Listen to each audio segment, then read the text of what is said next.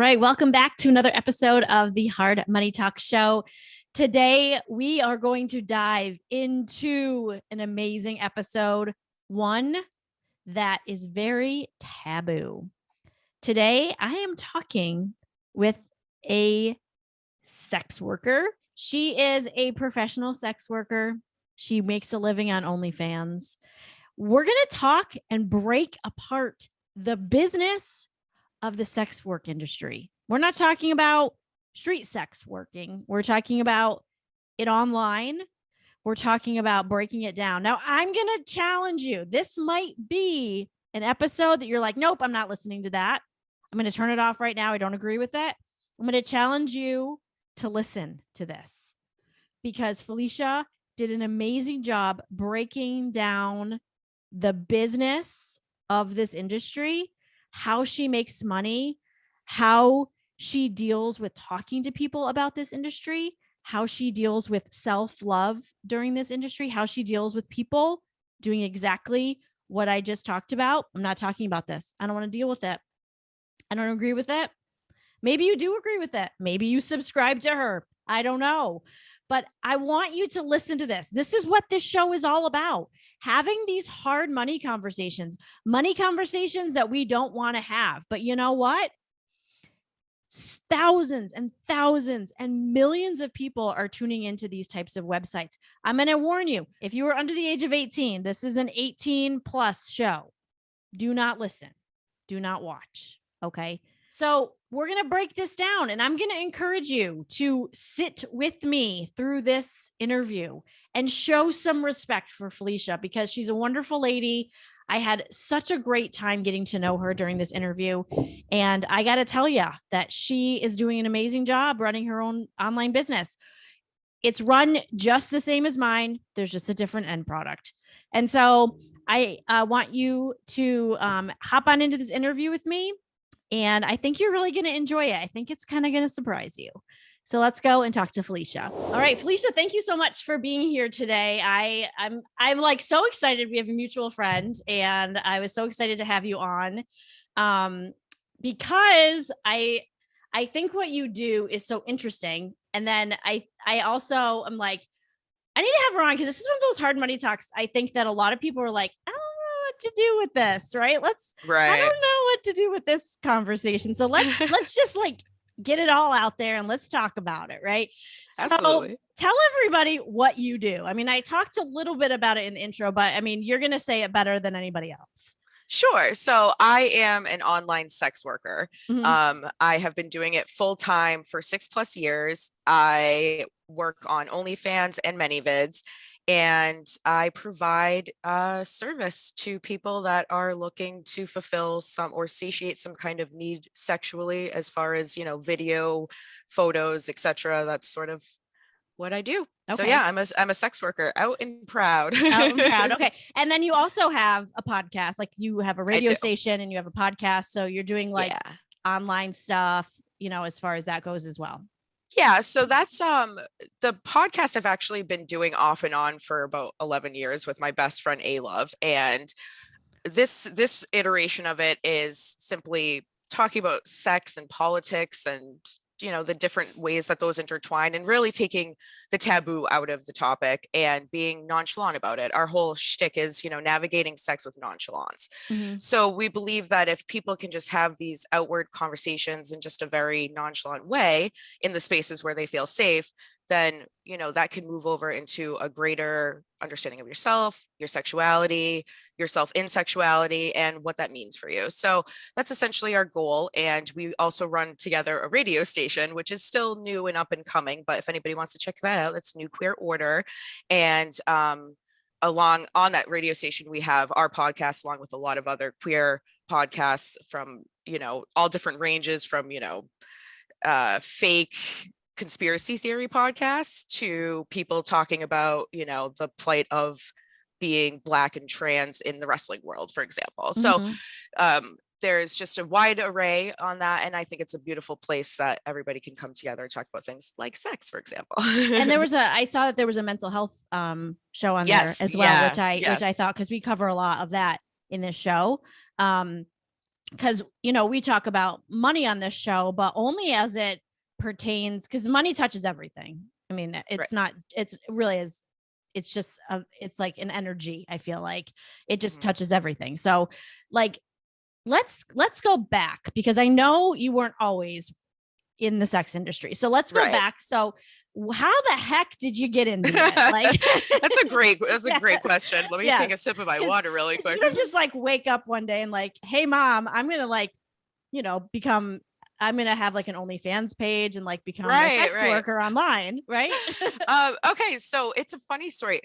Interestingly enough, I sort of did kind of say that to my mom. So when I Okay. was a teenager, I always had a very specific love of porn and women in porn. Mhm. So like Jenna Jameson, she had a book out, and you know, Ava Angelina, she was just, I wanted to be her. Mhm. And it's kind of a strange thing to say, like as a 16-year-old, I looked up to porn stars, but let's be honest, when you're 16, if you have access to the internet, you're probably looking at porn. And I'm Mhm. not trying to condone said behavior, but I'm just saying that it's something that, in my honesty, I did. And I was always just kind of intrigued by how, I don't want to say fun it looked, but just it's just a different type of acting. I've always taken theater, and I've always been into some form of acting. So Mhm. it was just an interesting, I don't know, I just had this weird draw to it, I guess. And I asked my mom around probably 18. I was like, "Mom, what would you think?" Because I had a friend in the sex industry at the time Mhm. who who had a close friend, a porn star that was a close friend. And I was like, "Mom, what would you think of me being a porn, like trying out for porn?" She was like, "You know what? More power to you if you do, but why don't you try college first?" And I was like, "You know what? Okay, I'll do that. That's fair. I've always wanted to do something with, you know, an English degree, be an English teacher or something. So I guess if I do porn at 18, that's kind of limiting. So let me do that." So I did. And I went and I got a bachelor's in English, and I left there and I never did anything with that. Although I'll say you always use your English degree no matter what, because Right. speaking, writing, being creative, those are all pieces of that. So, but I didn't specifically go become a teacher, for example. I did, however, get a entry level position at a, you know, $1 billion office supply corporation. And I, you know, it was very entry level customer service, just a lot of, again, communication. I'm good at that. So I kind of really quickly climbed a little bit of the ranks. And then I was like, hey, let me start a department here for training, which again incorporates my degree a bit. And I did that, and it was successful. And then, you know, things moved and changed. I had to move around. I was traveling for work. There was just a lot of moving pieces. And then one year they ended up laying off a ton of people. And because I no longer lived in their corporate area, they, you know, they didn't see the need for me anymore or something like that. So they laid me off, and I was like, I got some severance. I used that for a little bit. And, you know, I was making a lot of money. I'm not going to lie. I wasn't making like, but you know, I was up there for my age, especially. I was around 25, 26, was making the most I've ever made in my life. And I was comfortable, and I had been living on my own, etc., you know.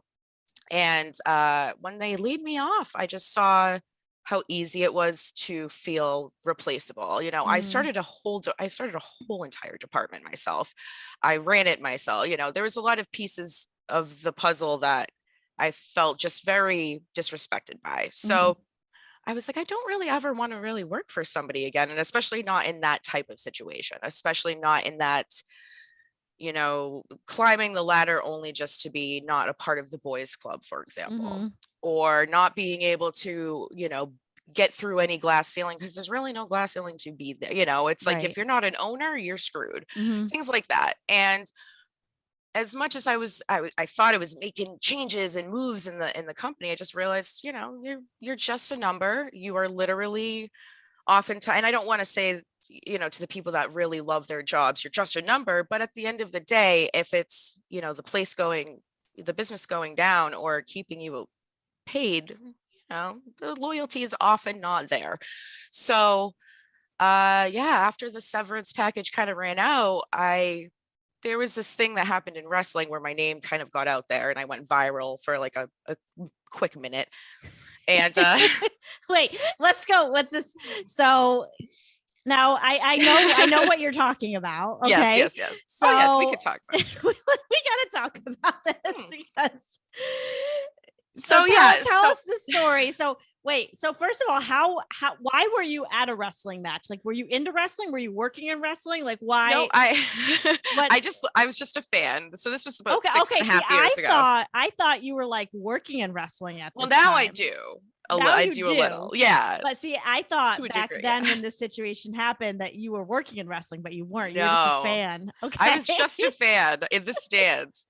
I had moved, so it was funny. This was actually like 6 months before my layoff, and I had moved back down to Brooklyn after having been there, or been back in Boston. So I moved to Brooklyn, and there was a show in Brooklyn that was one of WWE's shows, but it was like the smaller show before the bigger show the day after. And I brought a sign that was absolutely filthy and disgusting. But in my drunk frame of reference, I was just like, the guys bring signs for the girls. It's time for the women to do it, Yeah. in my stupid drunken stupor. And I made this filthy sign. I snuck it in. I won't tell you how because that's my brand. And my tickets for the record were supposed to be up in like section 280 million, so far away. That's not a number. Super far away from everything and everybody. So really it was just supposed to kind of make my friends laugh around me. My friends, when I got there, were sitting in section like 4 or something. They were like, hey, there's extra seats down here. Come down here. There's been nobody all day or like all night. And I was like, oh. So for the last match, which just so happened to be the match where the wrestler for the sign, just really briefly, I held it up a couple of times because I was like, I'm gonna get kicked out. I'm totally gonna get kicked out. I'm totally gonna get kicked out. I hold it up. It's just off camera enough where it doesn't actually make it on screen that night. Okay. And therefore, I think that's why I didn't get kicked out. I was skirting the line. But I held it up just a couple times and there was one single photo taken. One. And by the time I walked out that night, I had a bunch of people that knew me, that saw my image, because when this went viral, nobody knew who the hell I was. So they didn't tag me. There was no correlate. Nobody was like, that's Felicia Rose. Who the hell was Felicia Rose? Right. Nobody knew. So it was more like my friends who were perusing these websites with me. They were like, oh yeah, you're on this website and this website and this one. And I was like, oh shit. I'm in Oops. trouble. Yeah. I was like, oh, my mom's gonna be so mad at me. But I'm an adult at the time, whatever. Right. So, but I was just like, oh, here comes the hate.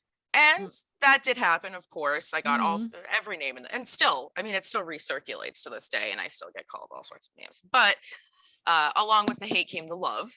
And along with the love came a little bit of a fan base. And with that came people being interested in seeing me naked.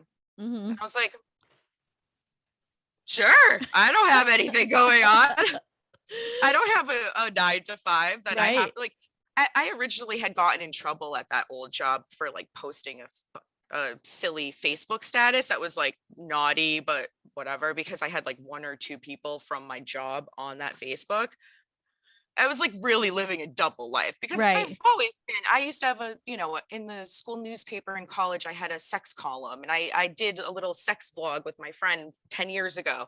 All this stuff, I liked talking about sex.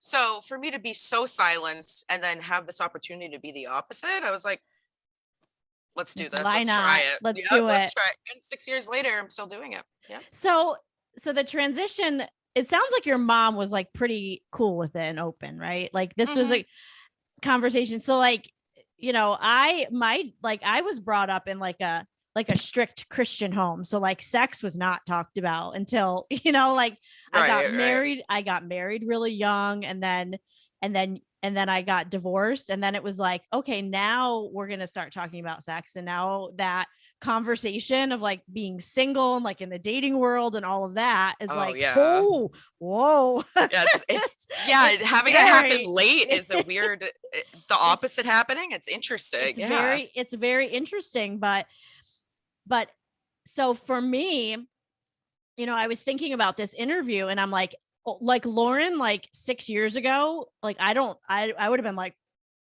right. Yeah. Me too. Right. Yeah. I would have been so like, I don't even know what to say. But life happens and things change. You become more comfortable with yourself and your body. And, I actually have a friend of mine who has an OnlyFans page who does, nude modeling. And It's the way that she makes a living. And I'm like, go, go for it. Like, you can Yeah. do whatever you want to do. Like, I don't care. And so you make the transition now. You have some freedom to be who you want to be and, Mhm. talk about it. So then the now you're like, okay, now I got to start making money doing this. So what's Right. the next step that you took at that point? So there wasn't an OnlyFans or ManyVids back then. Mm-hmm. I actually was like, why don't we have some sort of streamlined website to do this stuff through? There was, you could sign up to like Pornhub and things, but if you weren't making what I call, overproduce, not overproduce, that's a bad term Well, for it, like but professional videos. Yeah. highly produced porn where you're in a studio produced is a better word. Yeah. Right. So if you're not in that setting, they weren't approving you to on these sites. There were some sites like this that were skirting it. Like there was a site for, and it still exists, called FetLife, where people were kind of going through there to sell naked photos and things like that. And I had always quietly had one where you couldn't see my face, but you could see my boobs because I like showing off parts of my body. Not my Mm-hmm. whole, I'm very strange about certain parts of my body, but the rest of it, I want everybody to see. Right. But we didn't have those websites. So instead what happened is I just kind of would tweet a joke or two, or like Facebook status a joke or two about selling nudes. Mm-hmm. And then people would actually inquire, and then I would tell them my prices. And because it was very proprietary then, no one had ever seen my labia minora or my majora. Mm-hmm. I had high prices. I would sell like 10 photos for like $100. Nowadays I'm lucky if I sell 10 photos for like 10 cents, honestly, and I don't mean that in Mm-hmm. it, it's just the way it is. But it's interesting to see the difference of what I was selling and for how much back then, and now there's all these websites, so things are different with that. Mm-hmm. But that's how I started. So I started with these direct sales, and people got people were having these direct conversations with me where they felt like they weren't alone, or they had a person to talk to about maybe their closeted sexuality, things like that. They could be open and honest with me. So it's providing a service plus, a Mm-hmm. service plus a little bit of a friendship thing, because you get to text me. It's very direct. Yep. And then all of a sudden, all these awesome websites happened. So ManyVids and OnlyFans, and now there's so many. There's Fansly and Pocket Stars. There's so many Clips for Sale. All sorts of websites. Definitely do your research if you ever want to do this, because there's so many, and some might not be right for you. Mm-hmm. But I started on ManyVids, and specifically because they have a great DMCA takedown process, Okay. and they digitally imprint all of your videos, so that they can scour the internet essentially. So And if take somebody down. steals one and tries to put it up on Yes. another website, they'll catch it. Yes, Okay. exactly. It's not foolproof, but it's there. And that was a huge piece of the puzzle for me. I was very drawn to that. So I did most of my sales through there. And then earlier this year, I had a need for money really quick, like really Mm-hmm. quick, and legal money really quick. And because, over time, those direct sales, I wouldn't suggest that unless you're going to maybe make a business Venmo, for example. So there's Mm-hmm. pieces of that you still have to be careful about, right? But this now with ManyVids and OnlyFans, it allows us to do it as legally as possible, which is beautiful. Mm-hmm. And because of that, I've been able to. I had to make money really quick, and I was like, you know what? I'll just make OnlyFans really quick. Let's do it. One of my friends convinced me, and I was just like, let's do it. Made my OnlyFans, and that's now my main source of income, actually. Really? Yeah, So you because it's said, so popular. right, so popular. So then when you go and set up an OnlyFans account, you said you're selling like 10 images for like 10 cents. So you have to do a lot of Sometimes, yeah. value, like a big volume, right? To make a Right. good amount of money. And there's Right. subscribers. So the way you make money on there, from what I understand, is people subscribe and pay to have access to your account, correct? Right. So how OnlyFans works is they pay a fee to see what you essentially put on just your feed. And Okay. your feed that's where I say like 10 cents for, 10 photos, because really if you do the math, if they only subscribe, all of what they're getting for like $5.99 or $7.99, that's a lot of content. And Right. sometimes I'll actually do the math and I'll be like, oh, okay. It's 2 pennies per, let's make this worth it. Right. But where you really make the money, I should say, I mean, subscription is a huge piece of it, I will say for sure. But another big piece of it is things like custom content, where you're making a video specifically for a person, you're saying their name, you're doing what they want in it, you look a Oh, certain okay. way, etc. And or your actual what they call pay-per-view videos. So like if you go to my many vids right now, you can see all the videos you can purchase. Whereas on OnlyFans, I would have to send those out individually to Okay. like to the masses for, say $5, $6, $7, whatever the content is. I base it on content time, how much effort it took of mine, etc. So Okay. Okay. That makes sense. Okay. So then you start creating those accounts and making money. And then, so let's wrap in the wrestling piece here. Okay. So now you're a fan of wrestling, but now I know that our friend Lee, I mean, who has a wrestling podcast, he's the one that told me about you, and that's how we got together. So talk to me about that. Like, are you working in wrestling now? Like, is that another side hustle piece of your income? yes. So technically it is a side hustle piece of my income. I don't do it for the income, I will say, just because if I were to do it for the income, it would just be a loss. It doesn't really. I work in indie wrestling. I work for local promotions. I was, before the pandemic, I was working probably at least 2 to 3 times a weekend in multiple places. But over time, I started to do the math, and I was really losing money Mm, not working those days. So unless I can get paid a little bit more by a place, I usually won't take something anymore. I'm more selective, and it has to be something that I really feel passionate about. So right now, I currently work with 2 different promotions locally that are heavily queer. Either they're completely a queer based promotion, or they have a ton of queer talent on the roster. mm-hmm. And so how all that came to be is, one of my friends was just like, I have a new promotion, you should work for it as a manager. And so what a manager is the person that comes out and typically speaks on behalf of the wrestler. Sometimes gets involved in the action, maybe distracts a referee, a little bit of this, a little bit of that, nothing too crazy or over the top. Some people do, not myself. I usually am the microphone person, Okay. is kind of my gig. So I basically get on the mic and I tell people that they suck or that they're wonderful, whatever. I either get people to boo me or to cheer for me. Sometimes Mm-hmm. they're supposed to boo me and they cheer for me anyways, because I'm like very feminist and stuff. So I make my Mm-hmm. points and people are like, yeah, I'm like, you're supposed to be booing for me. But yeah, so I do get paid obviously, but it is, it's a humble earning. So I have to be careful how much of that I do, because I don't want to completely get behind just because it's fun. It's so fun and I love it. And I wish I could do it full time on that level, but it's also, until you're really getting a huge momentum, you're not getting the financial backing, unfortunately, that I Right. believe should go. I think especially the wrestlers, they should be getting paid so much more than they get paid. So that's Mm-hmm. definitely a big piece of the puzzle, is hopefully over time, though, wrestling in general, people get paid more and stuff. So Okay. Yeah. Cause I mean, Lee's he tells me a little bit about it, and I'm like, I don't understand like how everybody gets paid and all of that. I mean, I need to have him on the show to talk about how that whole situation makes money.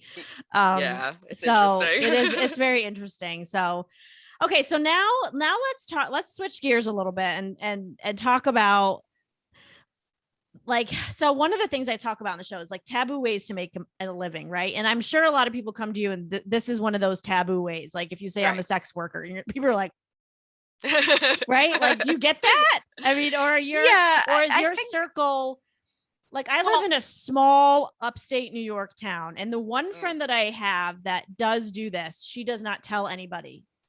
She doesn't have like local accounts where anybody can find her, because yeah. like she's like, if anybody around here knew, they would like freak out, you know? Well, yeah, especially if that's not, a lot of people are afraid that if that doesn't become or stay their full-time career, what next? If That's somebody's true. exposed me, etc. And that That's is a big true. piece of it. When you Google my name, even just I mean, my moniker is my name for the record, but like Mhm. it's not my last name, thank God. But when you Google me, there is still the trail back to that sort of stuff. And I don't know. I don't know the answer to if people would be accepting if I were in either a small town or in a place where I had another job, for example, or Mhm. things like that. Like, I don't have to worry right now, but if I did say, if I didn't want to do this anymore and I wanted to go back to a 9 to 5 or something similar, I don't know. Could Yeah. I? Would it be a problem? And I know, so it's funny you say, I've actually worked in wrestling upstate. It's actually the place that I started my little wrestling journey in. Okay. And it's funny because it's the one place where they don't super hide that I'm a sex worker, Mhm. and everybody seems to be really cool about it. Whereas, like, say down here, there's certain places where they don't really, like, I've been kicked off of shows, like wrestling shows, because of a person, Really? a parent found out. Now, I prefer to work 18 or 21 plus shows myself anyways, just because there's more to my character I can do. Mhm. But I'm very family friend. Like, if I'm saying something in front of your children, they're not going to know what the hell it means. It's a double Mhm. entendre at best. So for somebody to kick me off the show because of this thing that has nothing to do with wrestling when I'm there, it's not like I walk in and I'm like, I'm a porn star, it's not Right. a thing. So your kid's never going to know what I do unless for some weird reason, like, they have your phone and you're on my account, Right. so it's just strange.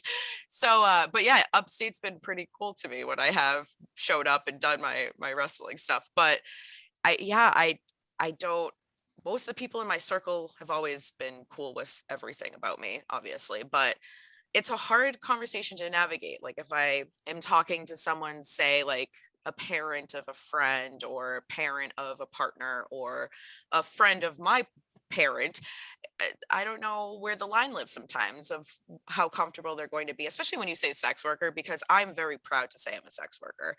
When you say sex worker, people just come up with 3 million different assumptions, Right. and I'm just like, I'm sorry, even if I just showed my areolas online, I'm a sex worker. Mhm. If people don't want to call themselves that, that's up to them. But to me, I'm a sex worker, anything I do involving the sex industry. So Mhm. I do think there's a taboo around those words in general. And I'm just like, you realize your friend with an OnlyFans that shows her butt crack is still a sex worker, right? And Right. people are like, yeah, but she's just an OnlyFans girl. And I'm like, it's the same thing. Okay, Mhm. whatever, we still fill out our taxes the same, whatever. But yeah, so it's interesting. I often feel comfortable with it, but there are times where I'm just like, I'm just not going to tell people that that's what I Yeah. do, because it's also sometimes you get weird follow-up questions that I don't want. It's interesting, but I personally, luckily, I'm in New York. My family's from Massachusetts. It's not too, I mean, there's certain people in my family that do not know what I do, and there's Mhm. certain people in my family that are not proud of what I do, and that's okay too. They don't Yep. have to be. I'm proud of myself. So Right. And I think that's a good distinction of like, I'm proud of who I am. I'm proud of what I do. I make a living doing this. And you do you. I'm gonna do me. yep. And we're gonna be okay. Right. You Like, if know? I'm told don't tell a certain family member, then I don't. That's Mhm. okay. That's their comfort. I am okay with them not knowing what I do. I just simply don't care. Right. But at the same time, if somebody is going to ask me to hide who I am in some capacity, that's not happening. Right. I'm unwilling to budge in that way. So If you started 2022 with more debt than you'd like to have, you're not alone. Debt.com is here to help. Whether you still have holiday credit card debt to pay off or student loan payments are starting to build up again, maybe you even have debt collectors that are hounding you for payments you just can't make. The experts at Debt.com can help. Finally, one website can help you solve your debt problems. Credit cards, back taxes, student loans, medical debt, collections, you name it, Debt.com can help you solve it. And they do it with no judgments. Because they understand that when people end up in debt, it's usually for things outside their control, like job loss or divorce or some other hardship. So if you're in debt, visit laurengrutman.com/debt to get the relief you need. Or call 888-431-2044 to get a free consultation with a debt relief specialist. Find solutions to get out of debt, fix your credit, and get on the path to achieving your financial goals. When life happens, visit Debt.com.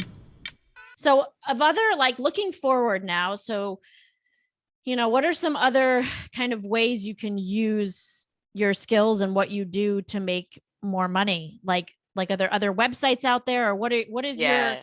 what does your future look like in this industry? Because it just seems like it's getting bigger and bigger, Yeah. That and is, yeah. so Sorry. there's that. That's the first question. And then the second one is, I want to talk a little bit about safety. How do you keep yourself safe in this industry as well? Those are great questions. So I will say, for anybody that thinks this is super simple and easy to get into, and it's, you instantly are successful and you make money, that's absolutely not true. There are some people that have instant success depending on their fame, or they just were in the right place at the right time online, etc. I use Twitter, for example, to do a lot of my promoting, and some people really blow up from that. I personally have not, but I have my small little following, and a lot of them come back for more, which is great.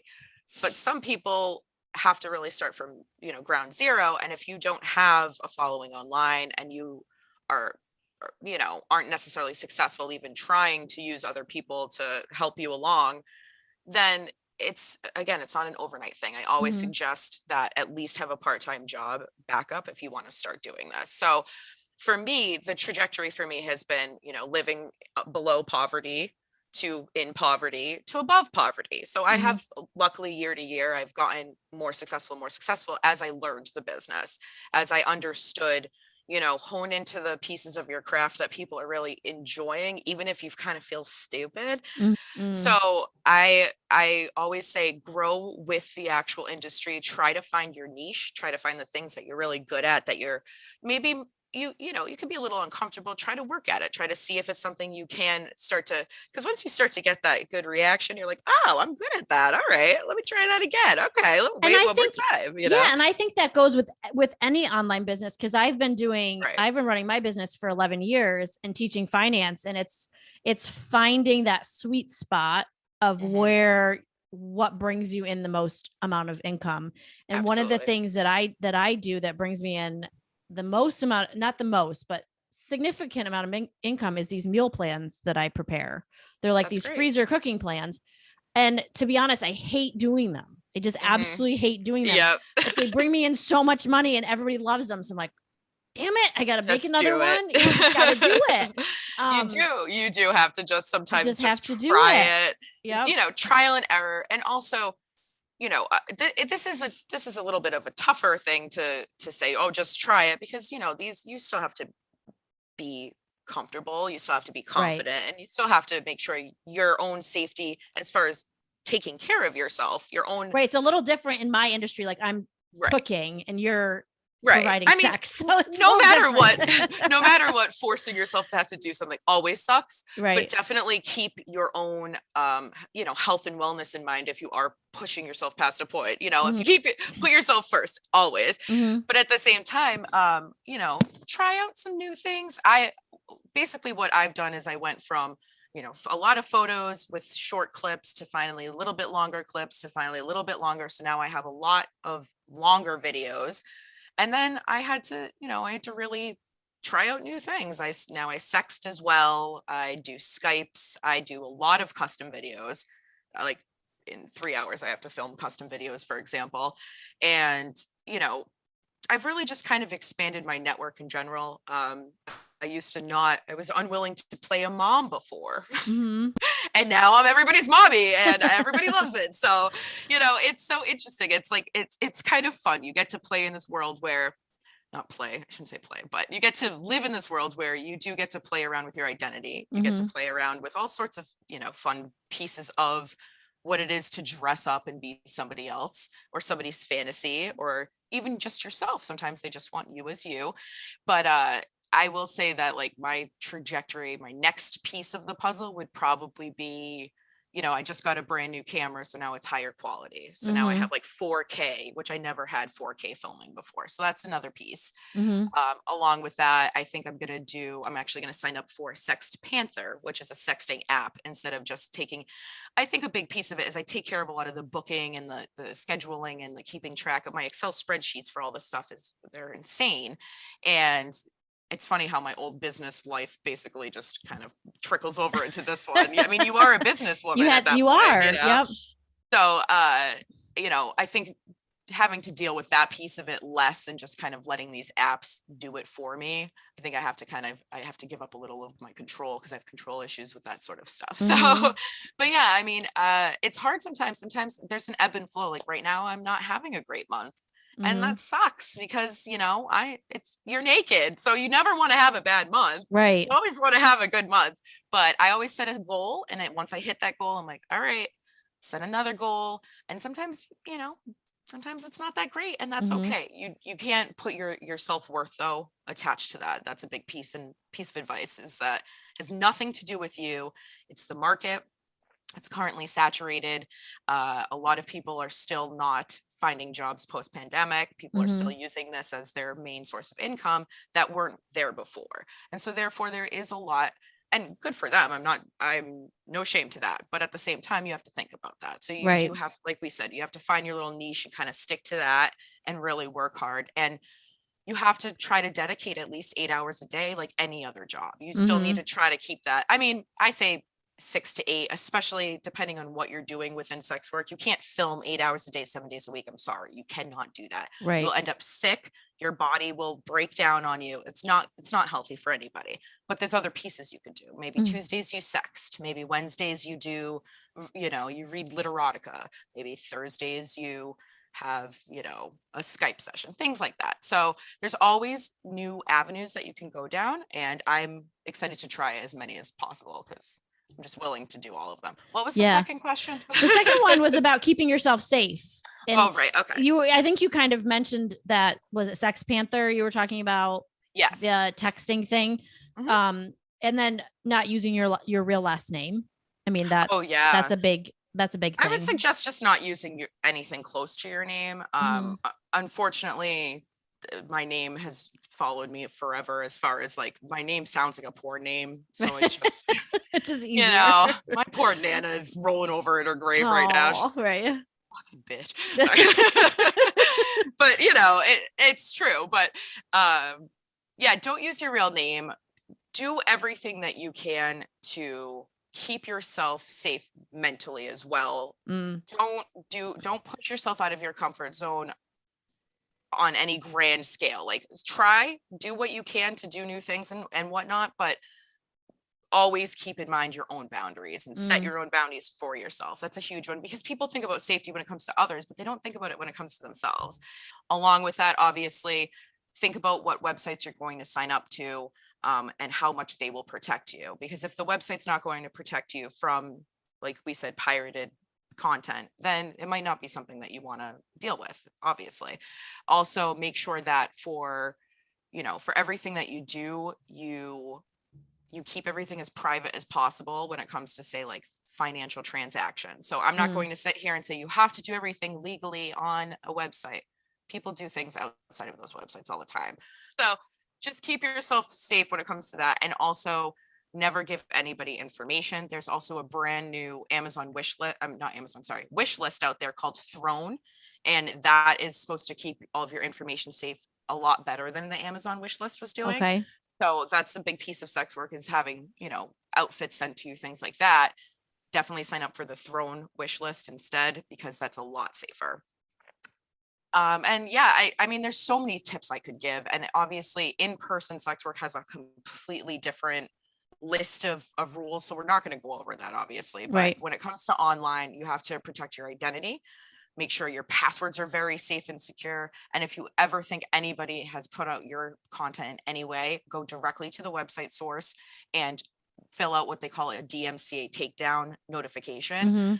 The website will typically take down all of that stuff immediately once they see that it's copyrighted material. It's your material. Nobody is supposed to re-upload it anywhere else. Yeah, I think that, and I love what you said about taking care of yourself mentally, and that, I think starting a business, regardless of whatever you're doing, is just stressful. It's so stressful, like just in general. Right. So whatever you're doing, wherever you're trying to find clients, wherever you're trying to find money and business, anything, it's just stressful.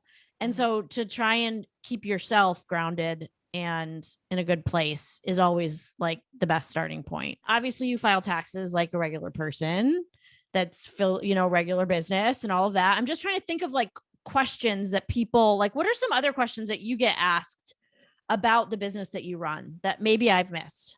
I get asked a lot about like, how much should I charge for Mm, content? And, how much of this should I be claiming on my taxes, things like that. mm-hmm. So for anyone that doesn't know, we typically file a 1099K, which is a very specific 1099. Right. And I always say if you do get a lot of your money through those apps, definitely turn it into one of the business apps and track it, because they're cracking down. So Right. that's just like a big thing. For me to you, I wouldn't use those. If you can avoid it, Mm-hmm. try to avoid it, because as much as I know these websites take a cut, then charge extra if you have to. It's not worth it. When they're about to crack down on it, you're going to end up owing the IRS, Right. honestly. A lot of questions are, like I said, price point. So my suggestion is always check out what other people are selling things for. Mm-hmm. Find a similar sex worker to you, somebody that has maybe the same following or sort of the same niche or something like that, and check out what they sell things for. What are their sale prices versus their regular ongoing prices? How often are they doing sales? Things like that. I've learned by trial and error, but I also sometimes peruse things and I'm like, okay, I'm right in the middle of this and that. And the other thing is, the more proprietary it is, the more you can charge. So if it's Mm-hmm. something super specific, you can always charge more. They often ask me about taxes. They ask like what I write off. And I am not one of those people who's going to collect all of my receipts and get all of my other roommates' income so then I can write off my little portion of the internet. Mm-hmm. I get why people do that. I personally don't have the time or patience for it. But a way kind of around that is I just get most of the stuff that I need: makeup, hair stuff, clothing, etc., lingerie. I put it all on my Amazon wish list. Okay. So that way I don't have to think about it as an expense to begin with. So I don't have to write it off at the end of the year. And then the people that they will buy stuff off your Amazon wish list and send it to you. Exactly. Right. Yep. Okay. Okay. So Yep. that's just another way of getting payment, just a kind of roundabout way. Yeah, exactly. Yeah. It takes out the part where you have to worry about the actual money itself, which is okay. Nice. That is. I never even thought about that. That they're okay. So is that like a common thing that people that work in this industry, they have Amazon wish lists? And yes. Yeah. So it's super common. So break that down a little bit, because I don't understand that. Okay, so how the Amazon wish list works is you create your Amazon profile, and then from there you can add whatever items you want to a list, and you can add it to your wish list, which is public, or you can set it. You can set it to public, I should say. You can also set it to private. Okay. And so that's a public link that you can then add to say, a lot of us have Linktree accounts, for example, where I have a Linktree on my Amazon or on my Instagram and stuff like that. So yeah, exactly. So somebody will go through, click my wish list. It'll have all of the different things I want. They just add it to the cart. They don't ever get my address. That's the only one thing I'll say is there have been hacks where people got addresses off of Amazon. Okay. So if you can use that new wish list called Throne, you can use Amazon stuff and Etsy stuff, which is pretty cool. So, but yeah, so then it just shows up at your house. And but what's the point? Is it just like a thank you, or is it like a tip, or like, is that the way they pay you? I would say it's a tip. No, definitely. Okay. I definitely do not take payment for items unless it's something like, one time I got a washing machine, like a mini one. Oh my goodness. Like one that you put in. It wasn't, it's like one that you put, not like a whole one that you put in your shower, know, like a backup washer for when like the washing machine downstairs is on the fritz kind of thing. Okay. And because it was a high high expense item, I ended up giving them, maybe my full library of videos or, something like that. But that was my way of thanking them, because that was over the top. I didn't expect that at all. But no, it's not payment at all. I never take payment in the forms of gifts, because you never know. It could always not get to you or be the wrong thing. Never. I take Amazon wishlist stuff if you want to see me in a certain type of lingerie. Oh, okay.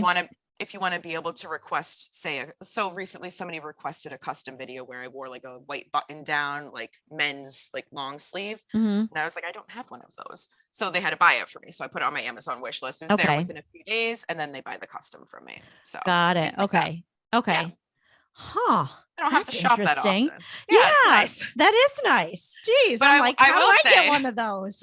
when you put it out there, oh, people would buy you stuff anyway. You don't have to be a sex worker for this. Just to have fans, people will buy you stuff. Oh It's my funny gosh. because I'm I gonna put this on my often, dating profiles from now oh on, right? yeah, there you go. People will buy me stuff that is just lingerie, just lingerie, just lingerie, and then I'll randomly get something in the mail that's like, you know, like an air fryer. I didn't get that, but as an example, Like an and I'll be Instant like, Pot. You're like, I'll be whoa, like, okay. which one of my good friends bought this for me? Because Right. it's definitely not one of my customers. They're buying me like fishnets and nipple clamps and things like I that. don't know. Maybe you have a very practical person who's like, maybe she wants something different this time. Right. Maybe a No, very I do. thoughtful person. It's true. I got You a lot know? of my gifts for my hamster off of that. So, Yeah. yeah, So people are nice. I can't say that I'm everybody just buys me lunch. exactly. I'm saying that like you probably help a lot of people like get through some hard times and Yeah, become a friend. So you probably, exactly. it's I not don't celebrate holidays, so I'm often on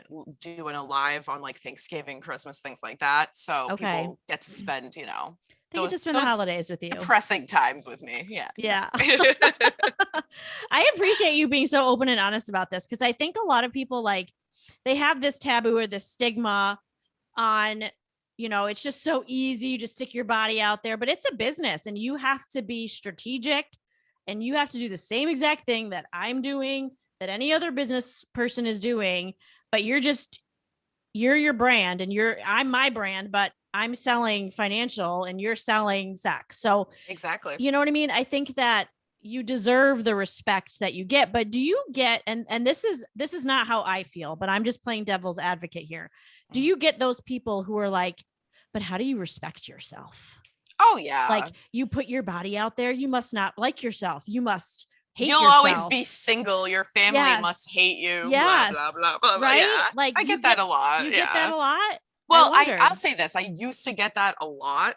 And now that almost everybody in the world is on OnlyFans, I swear it's kind of broken the taboo of it. Mm-hmm. I will say there's a huge shift in people just being like, just let people live in this last year, which is beautiful. Yeah. Now that's still not the norm. It's still, or I should say it's still not the norm, but it's definitely, there's still a huge majority of people that are like, gross. That's gross. How do you respect yourself? How do you love and I'm like, how don't I? Look at how good my butthole looks. That's a 34-year-old butthole. Yeah. And it's pretty damn good looking. So what can I say? Right. You feel good about yourself. I'll say this. I never got naked during sex until I started doing sex work. I hated my body. I still have moments where I'm like, damn, I really don't like my body. I had gained weight this year and it was just like, I'm sitting flipping through old photos like, oh, so stop it, cut the crap.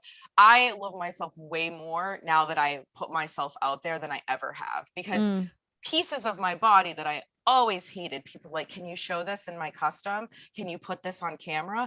Oh, I really love your belly. Oh, I really love your stretch marks. Oh, I really love your loose skin. What the hell? Okay. I feel amazing now. So I'm just like that. I'll take it. I will take it any day. People can talk crap all they want, but on the other side are people telling you how beautiful you are. So that is so interesting. That is so empowering, of like the things that you don't like about yourself or the things that other people love about you. Oh yeah, it's so true. I've never in my, like, all the things I'm most self-conscious about are things requested constantly. Will you please do a fully nude, full frontal? Will you please show me this part of your body? And I'm like, what? Yeah. Wait. You mean this part of my, and they're like, yes. That's me, because like I've had 4 kids, so like my stomach, I'm like, so I haven't, but the rate I gained and lost weight when I was younger, I basically look like I have. And and I'm still very self-conscious of it in a lot of ways, but especially when I get a little bit bigger, but people are still just like, no, show me it. I want a human looking body, and more power to you if you have the money to get all of the surgery and have that perfect body, or if that's just natural, amazing, good for you. But I don't have that, and I probably never will. So I have to be happy with what I got.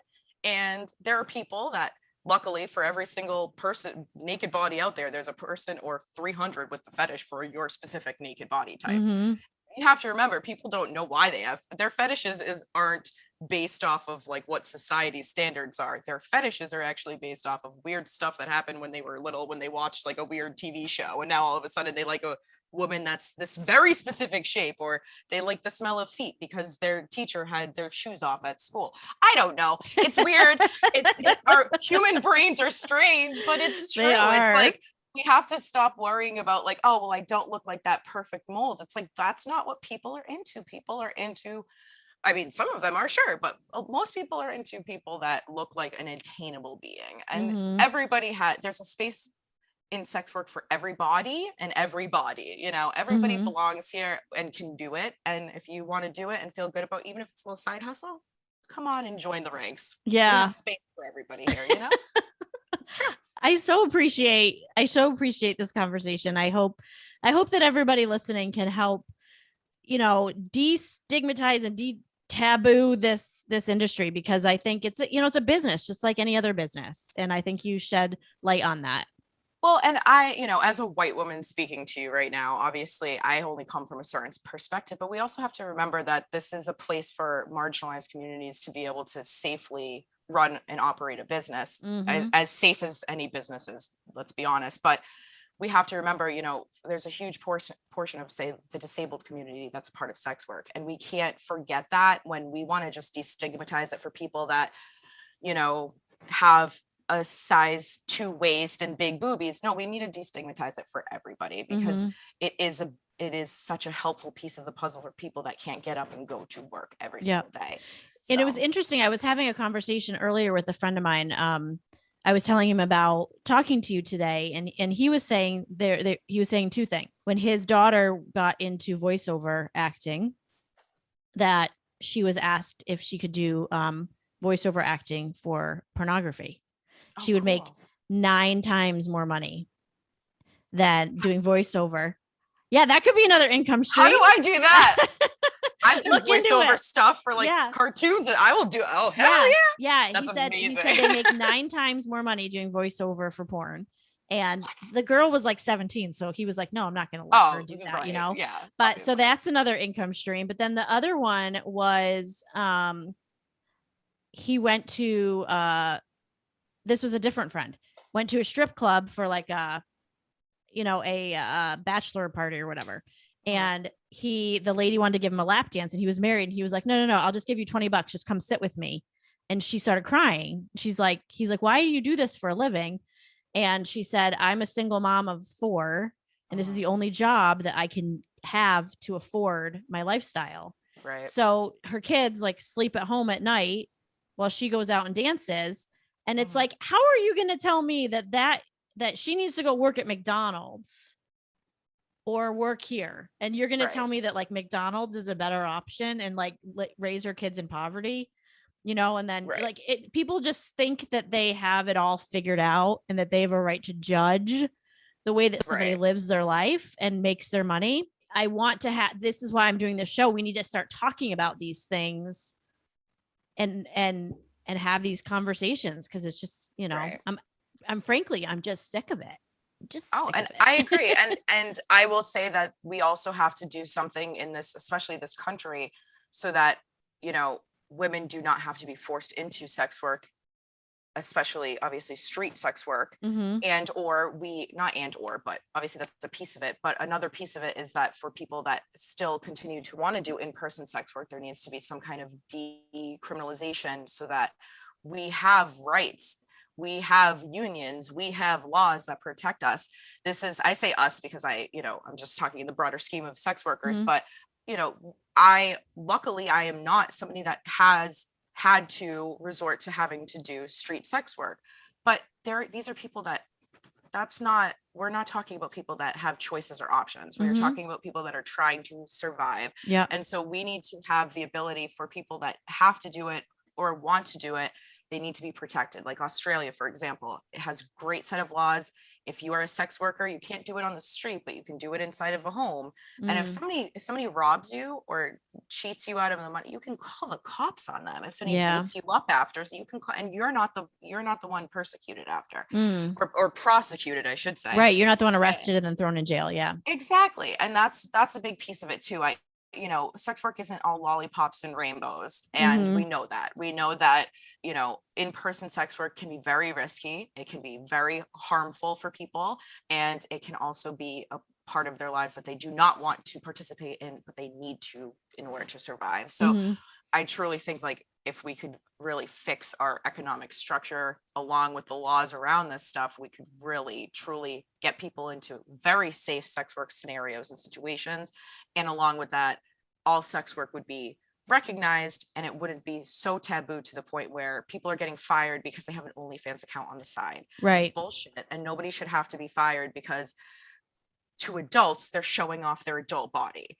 You know, I always say like porn stars over pedos. What are we doing to get the pedophiles off of the streets? Oh, but you hear somebody does sex work and they're cast out of society, you know? So it's just this, let's focus on the right things in the world. Nobody's harming anybody by doing porn as a consenting adult. Let's be honest. Yep. So why are we focusing on that as people that need to be taken down? Just let it be, you know? Yep. Nope. I can definitely agree with that. So, well, we're going to wrap up. So why can't you tell people where they can find you online and all of that good stuff? So my Instagram is People's Tramp. My Twitter, that where you don't see me naked, is Felicia Rose. The one where you do see me naked is Felicia Rose Raw. My podcast is The Screw NYC on Instagram and on Twitter. And the radio station is newqueerorder.com. And right, my many vids is Felicia Raw, and my OnlyFans is Felicia Rose. So awesome. That's where you can find me. Well, thank you so much for being so open and honest with all of us today and helping us understand the industry and how you make your money and how you know your business runs. I appreciate it. Well, thank you so much for having me. It's so nice to be asked questions without any kind of judgment. And it's really nice to be able to talk about it in a business standpoint, because at the end of the day, you are running your own business and it's tough work, you know? So thank you. Yes, thank you. It's really tough. It so is. Hey guys, thank you so much for tuning into that episode of the Hard Money Talk show. This was a hard money talk. You know, I had to get over some of those limited beliefs that I had as a child growing up, you know, that you don't talk about sex and you especially don't talk about sex when it comes to money. And so I really am so grateful that Felicia Rose came on to talk about this topic. And, you know, in the show, we want to talk about these hard money talks and these taboo ways that people are bringing in an income. And this is one of the ways when I thought about this show and I thought about how so many Americans are unemployed and all of that, whether you agree with pornography or not, this is a reality. And I'm not going to state my opinion publicly because I'm just not. But what I am going to say is that this is happening in our communities and in our culture. And I think she made some really good points about the safety of it. I think she made some great points about the people with disabilities. But, you know, she's running a legit business and this is how she chooses to make an income. And so I wanted to highlight this taboo way of making an income to help other women and maybe just start a conversation about it. And so I highly recommend you go to laurengroupman.com/podcast. I would love to hear your comments on this episode, good or bad. And I would love to hear your feedback. So thank you so much for tuning in to this episode of the Hard Money Talk show. And I'll see you next week for another episode. Bye.